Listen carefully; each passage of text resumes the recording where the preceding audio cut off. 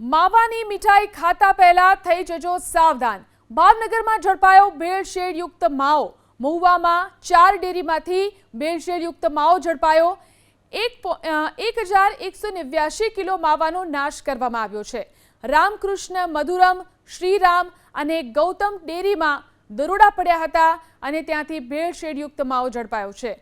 તો જે કાર્યવાહી કરવામાં આવી, ભાવનગરમાં ભેળસેળયુક્ત માવો મોટી સંખ્યામાં ઝડપાયો છે। મહુવામાં 4 ડેરીમાંથી આ ભેળસેળયુક્ત માવો ઝડપાયો।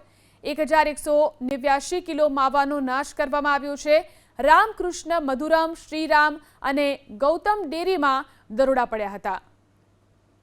તો જે કાર્યવાહી કરવામાં આવી, ભાવનગરમાં ભેળસેળયુક્ત માવો મોટી સંખ્યામાં ઝડપાયો છે। મહુવામાં 4 ડેરીમાંથી આ ભેળસેળયુક્ત માવો ઝડપાયો। 1189 કિલો માવાનો નાશ કરવામાં આવ્યો છે।